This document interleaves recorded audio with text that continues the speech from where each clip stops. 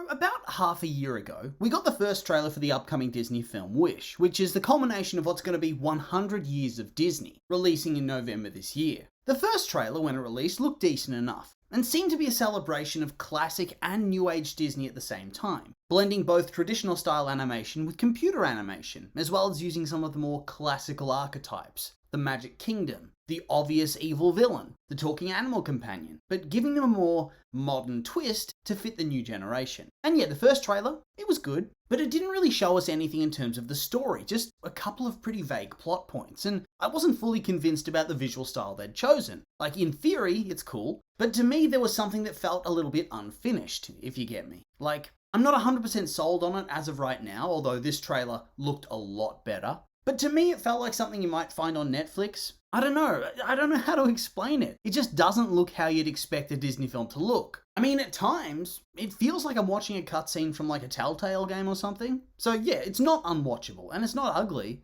And maybe I'm just being a bit of a snob, because I fully acknowledge that if it was from another studio, I wouldn't even have a problem with it. And it honestly doesn't even look bad at all, it's just quite jarring. Because it's Disney, and they've had a certain look to their films for so long, and this is just so different. But yeah, guess we'll have to wait and see. But what I did like about the trailer is that at long last, we got some story for this thing, something to sink our teeth into that isn't just, ooh, look, it's the wishing star. Disney's 100 years old now, hooray, isn't that exciting? Look, wishes, ooh, talking goat. Because now we have some substance, something to draw people back in. I'm really thinking this film's going to do very well. After all, the strikes won't impact it that much. And I feel like the hype for an animated film is far more in the trailer than, say, a live action, where the cast interviews play so much more of a part in getting people hyped up and interested in going to see it. I mean, I could be wrong, but I think it has a really good chance of success. And then on top of that, it's the Disney anniversary, that'll draw people in. Plus, it's Disney going back to its fairy tale roots, and that'll draw people in.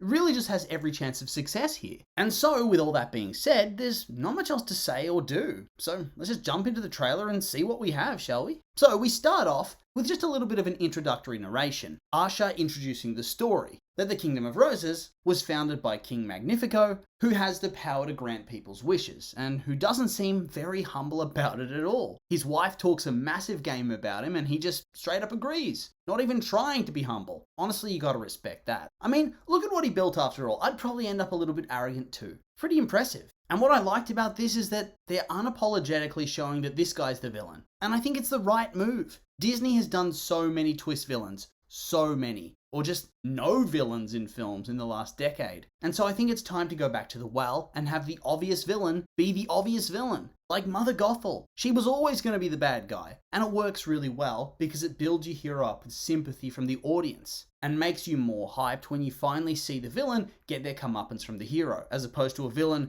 that you only knew was evil for the last 15 minutes of the film. Yeah, the first couple swerves were interesting, but then they did it too much and it lost its effect. I also noted that they seem to be playing into the classic clumsy, quirky vibe for Asha really strongly. That's if these early scenes are anything to go off. I mean, the quirky, clumsy, sweet princess, it's a tried and tested character in the last decade or so. We've seen it in varying degrees, and Anna's probably the most popular and iconic of this, where the idea is that you make them a bit different, and this makes them a more relatable character. And honestly, the proof's in the pudding. These characters work and they're very, very popular. So I'm expecting more of the same here. We then see that Asha's been named the King's Apprentice. So I wonder why. Is she their kid or something? Is she a princess? Is she just some random? Did she want to be his apprentice? Did she make a wish to become his apprentice? Because it seems like he just drops all the info on her pretty quickly. Very, very suspiciously quickly. So surely she has to be some trusted person, right? I'm really curious about this now. And yep, more of the quirky vibes that we see here, laying it on real thick in the trailer if I'm being honest. Like, yeah, we get it. Anyway, she gets taken into the king's confidence. Pretty early on in the film you would have to expect, and he tells her that the people of the kingdom all give their wishes to him in the hopes that his magic will make these wishes come true, and in turn, he'll grant the wishes that he is sure are good for the kingdom. So yeah, she doesn't much like that, because she wants all the wishes to come true, but I do enjoy that just from the trailer,